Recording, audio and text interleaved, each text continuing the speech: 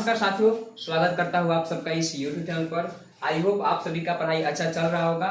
तो आज का यह वीडियो जो है इलेक्ट्रोकेमिस्ट्री का गैल्वेनिक सेल पर बेस्ड रहेगा। गैल्वेनिक सेल जो कि बिहार बोर्ड इंटरमीडिएट की परीक्षा में 5 नंबर में, 2 नंबर में, ऑब्जेक्टिव में बार बार सवाल पूछे जाते हैं। तो अगर आपने अभी तक एकलव्य बैच को देखना स्टार्ट नहीं किया है तो आप स्टार्ट कर दीजिए। 12th 2025 के लिए बहुत ही हेल्पफुल साबित होगा। मतलब कि आपका प्रिपरेशन बिल्कुल जीरो है तो आप यहाँ से भी पढ़ाई करके कुछ ना कुछ अच्छा स्कोर कर सकते हैं। अगर आपका प्रिपरेशन पहले से अच्छा चल रहा है तो इसको आप देख करके और अच्छा कर सकते हैं। यानी कि अगर आपका परसेंटेज 60 है तो इसको देखने के बाद मैं श्योरिटी देता हूं कि आप 80 से 85% पर चले जाओगे। अगर आपका 80 है तो आप 90 पे चले जाओगे। अगर आपका बिल्कुल भी नहीं है तो आप कुछ ना कुछ अच्छा स्कोर कर ही लोगे। तो इसके पहले भी इस YouTube चैनल के प्लेलिस्ट में आपको द्रोणा बैच, मंजिल सीरीज मिल जाएगा। वहां से भी आप जाकर के ढेर सारा लेक्चर हमारा देख सकते हैं, जिसमें मैंने पूरा का पूरा फिजिक्स, केमिस्ट्री, मैथमेटिक्स का वीडियो डाल रखा है। अगर आप इस चैनल पर पहली बार आए हैं तो मैं आपको अपने बारे में इंट्रोडक्शन देता हूँ। Myself Amit Kumar, I am doing my UG degree from IIT Patna in computer science education. तो इस चैनल पर मैं 2 सालों से लगातार कंटिन्यू तो काम नहीं करता हूं, लेकिन मेरी कोशिश रहती है कि आपका जो बिहार बोर्ड 12th एग्जामिनेशन का पैटर्न है उस पर मैं यहाँ पे वीडियोज आपको दे सकूं एंड आपके पढ़ाई में सपोर्ट कर सकूं। ठीक है, तो आपको इस लेक्चर को कंप्लीटली देखना है। कंप्लीटली देखने के बाद आप पूरा का पूरा गैल्वेनिक सेल के बारे में समझ जाओगे। गैल्वेनिक सेल में 1% भी आपका डाउट नहीं आएगा। गैल्वेनिक सेल के बारे में मैं आपको उतना ही बातें यहाँ पे बताने वाला हूँ जितना कि बिहार बोर्ड पूछता है। पूरा का पूरा बिहार बोर्ड लिख के आ जाओगे। अगर आप बोर्ड की तैयारी कर रहे हो तो गैल्वेनिक सेल इसके अलावा कुछ नहीं होगा जो कि इस वीडियो में आपको बताया जाएगा। तो होप सो आप लोगों की पढ़ाई अच्छी चल रही होगी। तो मैं यहाँ से अब वीडियो स्टार्ट करने जा रहा हूँ। तो ये गैल्वेनिक सेल है और चूंकि इलेक्ट्रोकेमिस्ट्री एक बहुत बड़ा चैप्टर है, उसमें सेल सेक्शन में गैल्वेनिक सेल को one of the most important topic माना जाता है क्योंकि इससे सवाल पूछे जाते हैं। गैल्वेनिक सेल का डिफिनेशन क्या है? तो बड़ा ही आसान सा डिफिनेशन है। गैल्वेनिक सेल क्या करता है? तो गैल्वेनिक सेल रासायनिक ऊर्जा यानी कि केमिकल एनर्जी को विद्युतीय ऊर्जा यानी कि इलेक्ट्रिकल एनर्जी में कन्वर्ट कर देता है।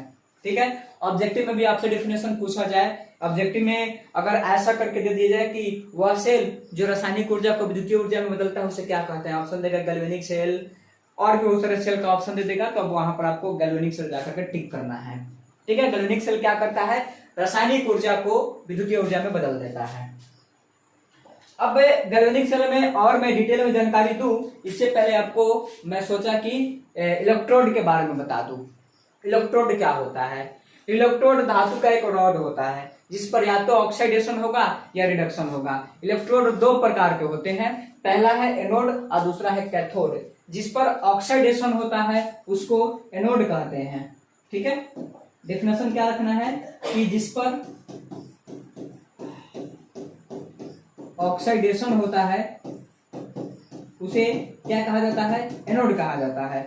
और जिस पर रिडक्शन होता है उसे कैथोड कहा जाता है।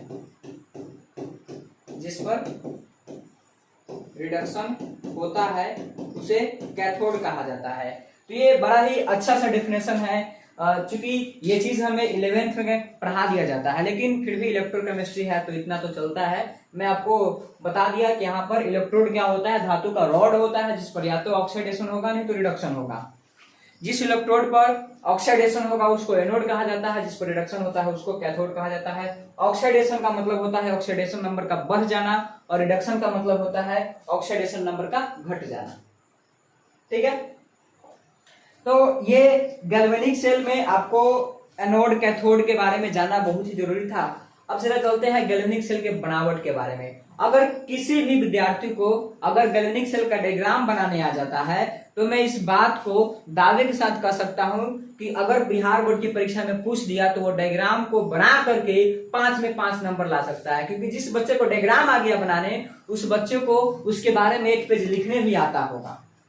ठीक है, और 12th के बच्चे इतने भी नादान नहीं होते हैं कि डायग्राम देख करके उसमें से कुछ पॉइंट खुद से नहीं लिख सकते हैं। तो मैं आपको यही फोकस करूंगा एंड यही रिकमेंड करूंगा। आप चाहे मेरा वीडियो देखो या आप कहीं से भी जाकर के पढ़ो, किसी भी मॉड्यूल से, किसी भी बुक से, किसी भी मटेरियल से, किसी भी क्वेश्चन बैंक से, चाहे एनसीईआरटी पढ़ो, चाहे कोई आप प्रेफरेंस बुक लेकर के पढ़ो। अगर वहां से आप जाते हो, गैल्वेनिक सेल देखते हो, तो आप कोशिश करना है कि वहां से जाकर के उसके डायग्राम को समझे। डायग्राम को रटो नहीं, डायग्राम को रटोगे फिर भूल जाओगे। अब जाओ वहां से गैल्वेनिक सेल का जो डायग्राम बनता है, आसान से आसान भाषा में उसको समझने की कोशिश करें। अगर आपको डायग्राम की पकड़ हो गई देन आप लिख लोगे, एकदम अच्छा से लिख लोगे, इस बात की मैं गारंटी लेता हूं। तो अभी चलते हैं हम गैल्वेनिक सेल के स्ट्रक्चर के बारे में, यानी कि गैल्वेनिक सेल के बनावट के बारे में। इस बनावट के बारे में हम डिस्कस करेंगे। एक मिनट यहां लिखते हैं, गैल्वेनिक सेल के बनावट के बारे में। तो बनावट बहुत ही इंपॉर्टेंट है गैल्वेनिक सेल के लिए। तो चलिए अब देखते हैं गैल्वेनिक सेल में आप कैसे कैसे स्ट्रक्चर बनाए जाते हैं। सबसे पहले तो यहाँ पर पॉट लिया जाता है। देखिए यहाँ पर मैं एक पॉट ले लिया। अभी क्लियरली सब चीज आपको पता चल जाएगा क्या है क्या नहीं है। एक मिनट इसको हटा देते हैं, बाकी आपको पता चल गया होगा कि ये बनावट ही हो रहा है। ठीक है,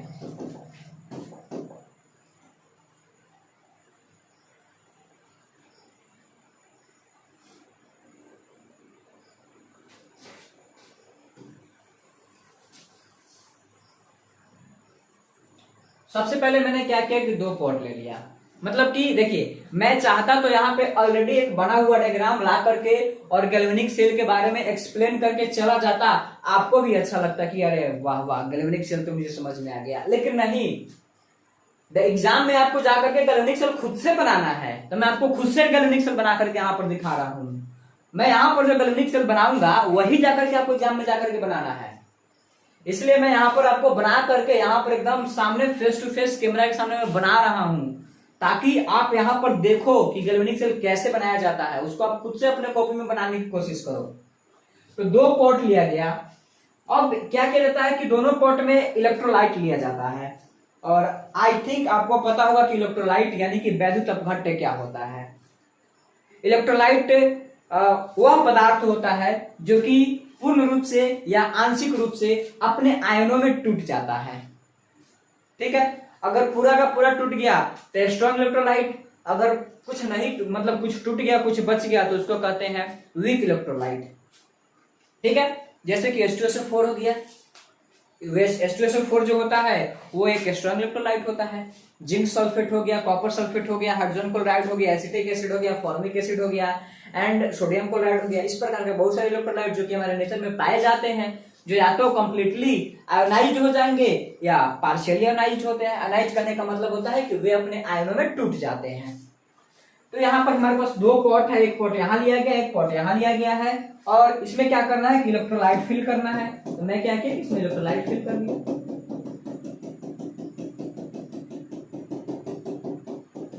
ठीक, अब एक और इलेक्ट्रोलाइट इसमें पुट करना है।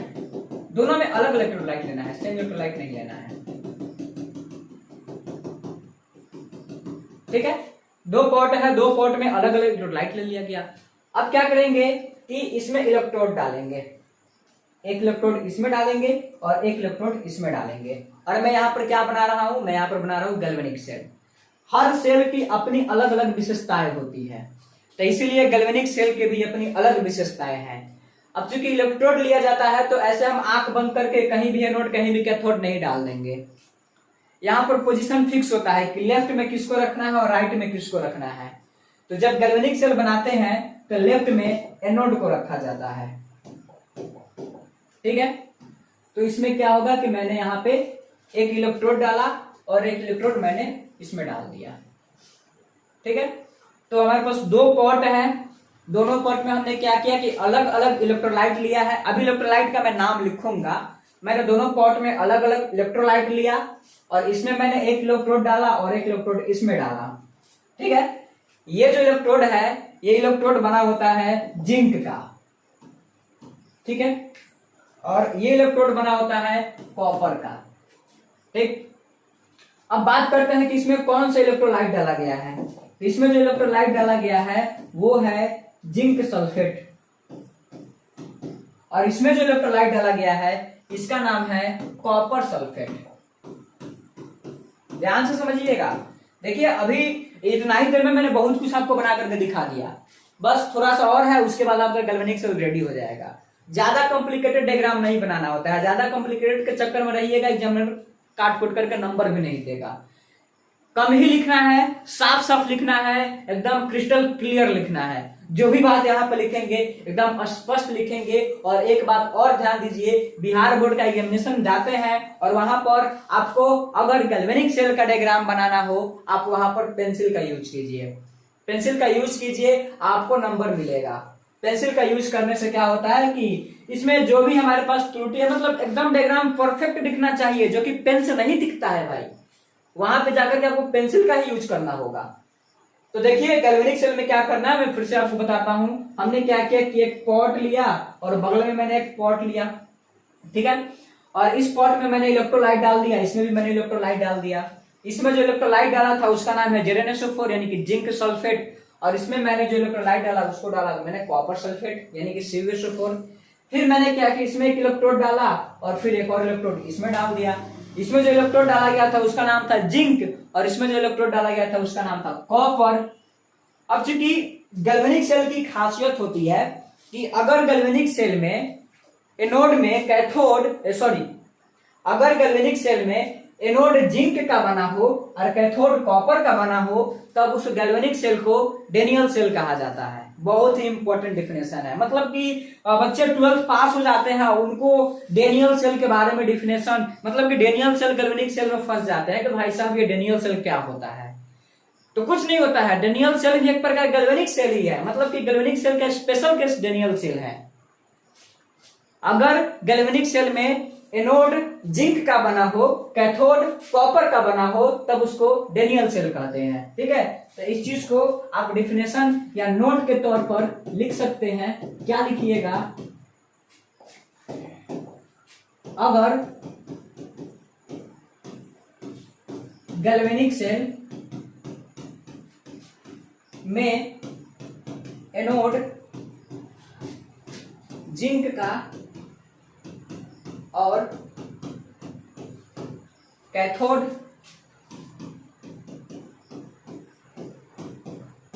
कॉपर का बना हो,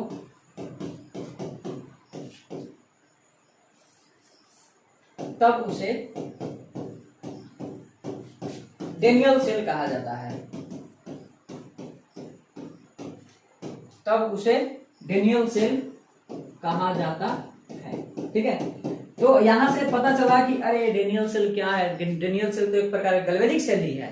यानी कि गलती से अगर हमसे परीक्षा में पूछ दिया जाए कि भाई साहब आप जाइए और डेनियल सेल का स्ट्रक्चर बना करके आइए, तो हमें कहीं भी कंफ्यूजन नहीं होना चाहिए, क्योंकि डेनियल सेल ही क्या होता है, गैल्वेनिक सेल का एक स्पेशल रूप होता है। अगर डेनियल सेल हमसे पूछ दिया तो हम यही जाकर के बताएंगे। और चूंकि गैल्वेनिक सेल में मैंने यहाँ पे एनोड के जगह पर जिंक और कैथोड की जगह पर कॉपर इसीलिए लिया है कि अगर कहीं डेनियल पूछ देगा तो यही डायग्राम बनाएंगे तो हमारा काम चल जाएगा। ठीक है, तो इसलिए ये बात आपको समझना होगा कि गैल्वेनिक सेल को आप ढंग से पढ़ लो, वो आपको डेनियल की तरह भी काम करेगा, क्योंकि इतने सारे इंफॉर्मेशन होते हैं, Hindi, English, physics, chemistry, mathematics, chemistry में ऑर्गेनिक, इनऑर्गेनिक, फिजिकल, और फिजिक्स में ऑप्टिक्स पढ़ना है, वेब ऑप्टिक्स पढ़ना है, उसके बाद इलेक्ट्रोस्टैटिक पढ़ना है। एक तो उसमें बहुत सारा प्रॉब्लम होता है, उसमें हम जाकर के डेनियल को अलग तरीका से क्यों पढ़े, गैल्वेनिक को अलग तरीके से क्यों पढ़े, दोनों को साथ में पढ़ेंगे। अगर गैल्वेनिक पूछेगा तो यही बनाएंगे, डेनियल पूछेगा तो यही बनाएंगे। बस यहाँ पर ये वाला डिफिनेशन चिपका देंगे जाकर कि अगर गैल्वेनिक सेल में एनोड जिंक का बना हो, कैथोड कॉपर का बना हो, तब उस सेल को हम डेनियल सेल कहते हैं। This is the definition of Daniell cell, जो कि बिल्कुल गैल्वेनिक से मिलता जुलता है। तो आप गैल्वेनिक पर फोकस कीजिए, डेनियल अपने आप स्ट्रांग हो जाएगा। ठीक है, तो अब चलिए अब इसमें हम और आपको इंफॉर्मेशन देते हैं, क्योंकि chemistry is all about information. जिसके पास केमिस्ट्री में डाटा अच्छा रहता है, केमिस्ट्री उसी का अच्छा होता है। तो इसमें आपको बस डाटा और इंफॉर्मेशन ही चिपकाना है। तो मैं यहाँ पे और भी बहुत सारी इंफॉर्मेशन आपको दे रहा हूं कि मैंने ये जो लेफ्ट में इलेक्ट्रोड को डाला है जो कि जिंक का बना हुआ है, इसका नाम एनोड है। ठीक है, और इस एनोड पर माइनस चार्ज होता है। इस एनोड पर कौन सा चार्ज होता है? माइनस चार्ज होता है। और ये जो बना हुआ है ये कैथोड का बना हुआ है, यानी कि यहाँ पर जो कॉपर है ये copper just behaves like cathode and इस पर चार्ज होता है प्लस। तो इस कॉपर के ऊपर कौन सा चार्ज है? प्लस चार्ज है। और इसे जिंक के मतलब कि ये जो एनोड बना हुआ है इस पर कौन सा चार्ज है? माइनस चार्ज है। उस पर कौन सा चार्ज है? प्लस चार्ज है। मतलब अभी भी बच्चे जो होते हैं वो 9th 10th के डिफिनेशन को याद रखते हैं कि भाई अगर एनोड होगा तो उस पर प्लस होगा, कैथोड होगा तो उस पर माइनस होगा। बिल्कुल गलत कंसेप्ट है, ये कोई जरूरी नहीं। हम मैक्सिमम केस में ऐसा होता है कि एनोड है तो प्लस का बना होगा, कैथोड है तो माइनस का बना होगा। लेकिन गैल्वेनिक सेल में बात अलग होती है, ये अपने अलग रास्ते से चलता है। गैल्वेनिक सेल में जो एनोड होता है उस पर माइनस चार्ज होता है, जो कैथोड होता है उस पर प्लस चार्ज होता है। ये चीज आपको रखना पड़ेगा, ये चीज आपको समझना पड़ेगा कि गैल्वेनिक सेल में एनोड माइनस होता है और कैथोड पर प्लस चार्ज होता है।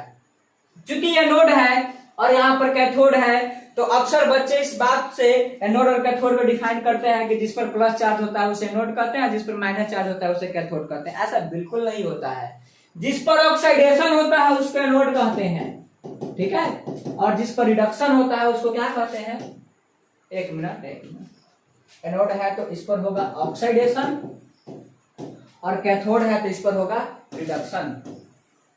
तो जिस पर ऑक्सीडेशन होता है उसे एनोड कहा जाता है और जिस पर रिडक्शन होगा उसको क्या कहा जाएगा? कैथोड कहा जाएगा। तो हमें डिफिनेशन ऐसे देना है और ऐसे जाकर के डायग्राम बनाना है, तब जाकर के एग्जामिनर कहीं ना कहीं हमें 5 नंबर देगा, वरना ऐसे 5 नंबर नहीं देगा आपको, ठीक है। और वो भी अगर हम बुक से भी डेफिनेशन को अगर हम देखते हैं तो बस सुबह याद करेंगे, शाम को भूल जाएंगे, क्योंकि जो क्लैरिटी हमें पिक्चर दे देगा, जो क्लैरिटी हमें स्ट्रक्चर दे देगा, वो क्लैरिटी कहीं से नहीं मिलेगा।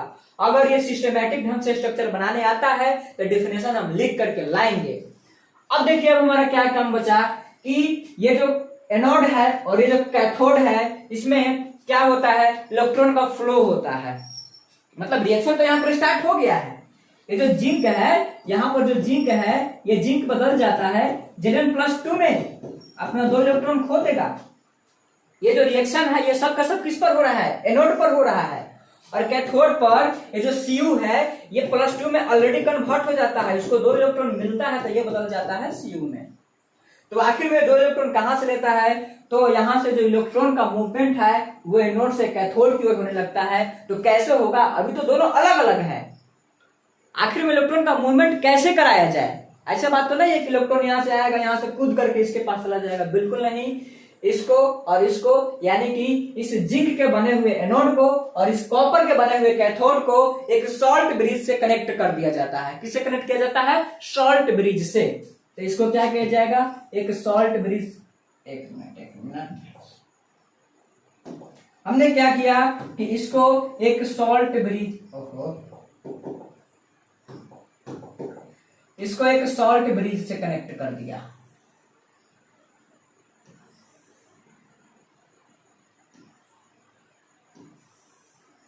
ठीक है,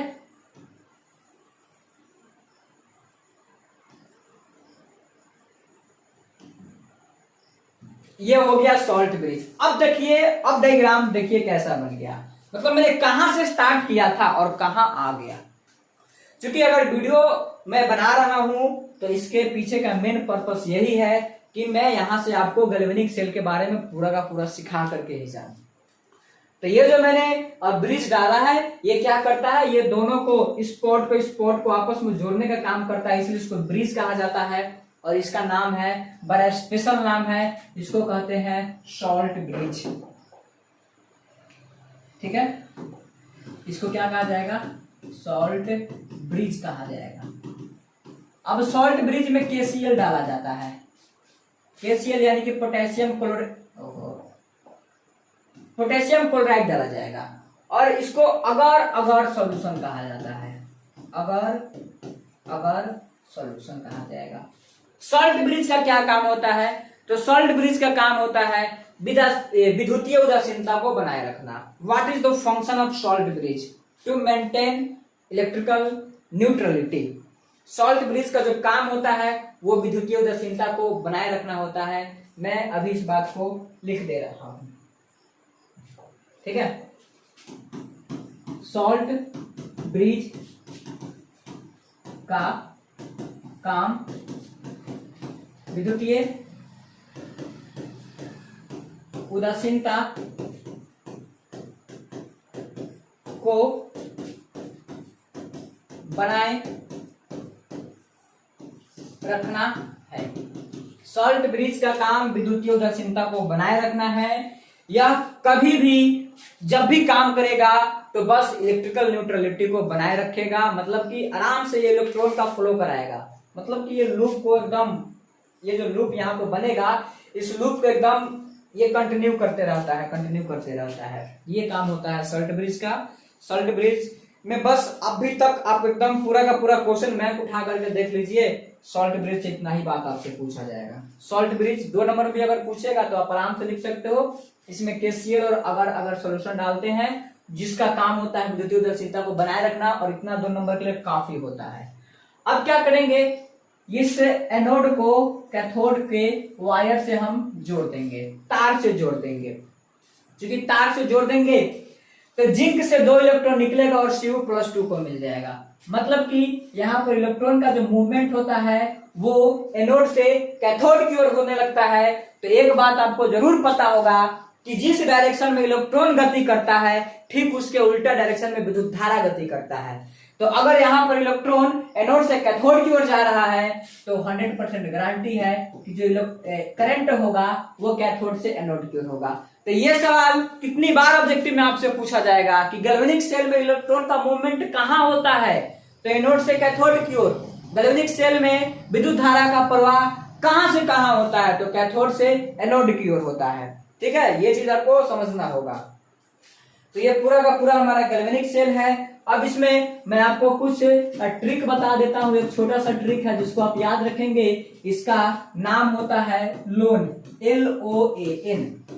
गैल्वेनिक सेल में आप केवल एक वर्ड लोन याद रखिएगा तो इस गैल्वेनिक सेल का बहुत सारा इंफॉर्मेशन चीज आपको याद हो जाएगा। ठीक है, ध्यान से समझिएगा।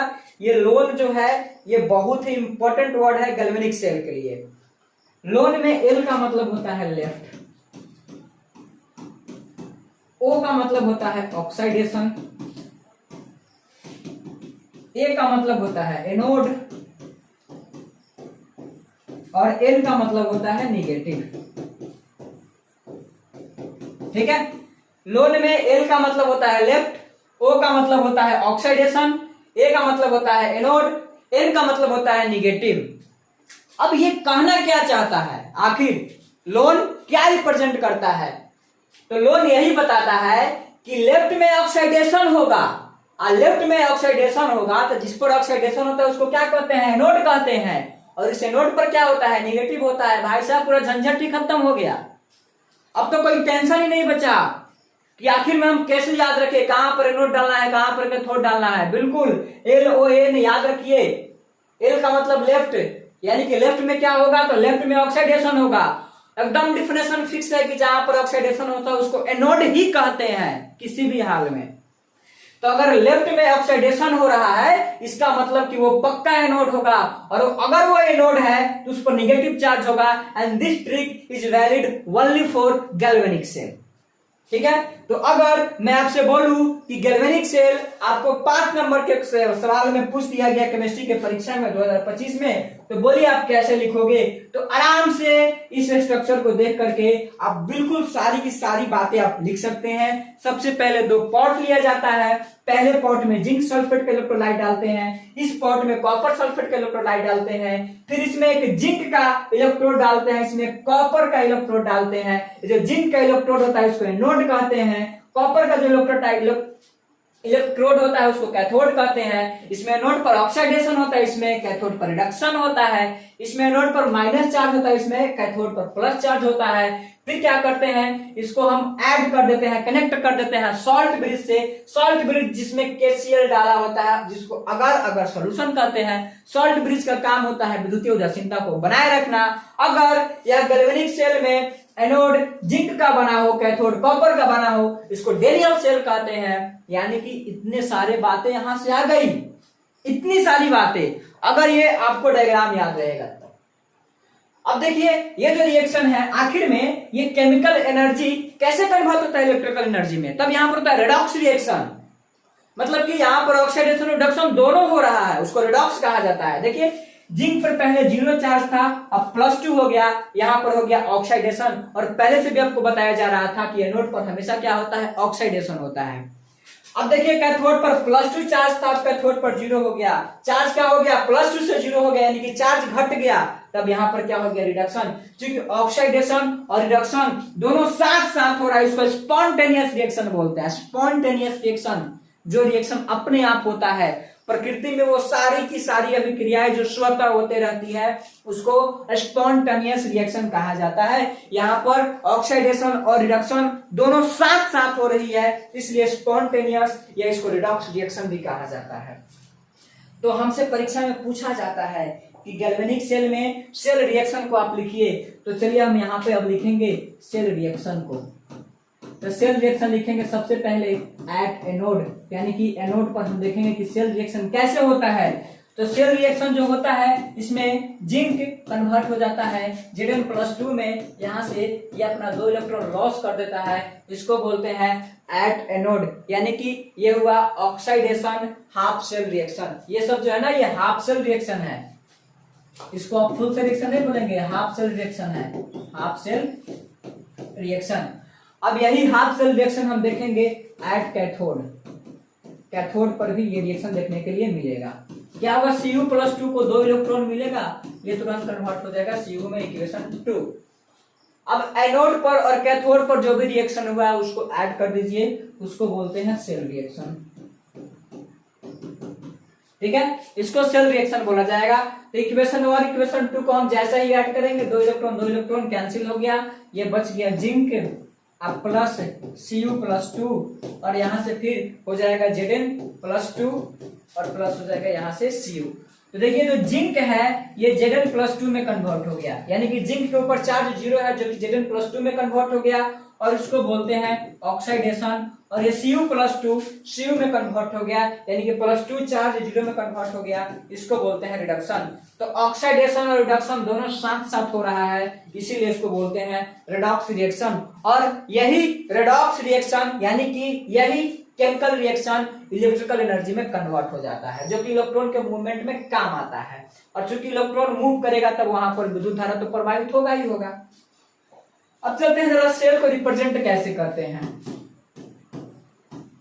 Representation of cell. स्पेलिंग देख लीजिएगा।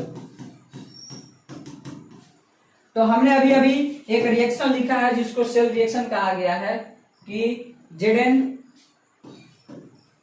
प्लस Cu+2 से Zn+2 मिल जाएगा और प्लस Cu मिल जाएगा। आई थिंक यही है, बिल्कुल। तो अगर इसको रिप्रेजेंट करना है तो रिप्रेजेंट कैसे करेंगे, तो देखिए ये Zn किस में कन्वर्ट हो गया, तो Zn किस में कन्वर्ट हो गया, तो Zn+2 में कन्वर्ट हो गया। फिर ये Cu+2 किस में कन्वर्ट हो गया, तो Cu में कन्वर्ट हो गया। इसको कहा जाता है सेल रिएक्शन। और सेल रिएक्शन को ऐसे ही रिप्रेजेंट करते हैं। और ये जो डबल बार है ये सॉल्ट ब्रिज को बता रहा है। डबल बार का मतलब क्या होता है, सॉल्ट ब्रिज होता है। अगर और भी इसमें कुछ जानना है तो आप जान सकते हैं।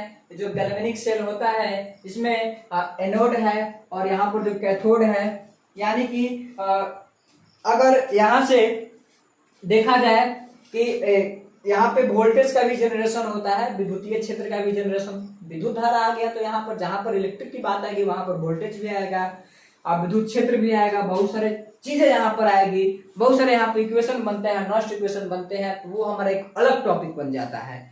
मुझे यहाँ बस केवल गैल्वेनिक सेल के बारे में बताना था, जो कि मैंने आपको बता दिया।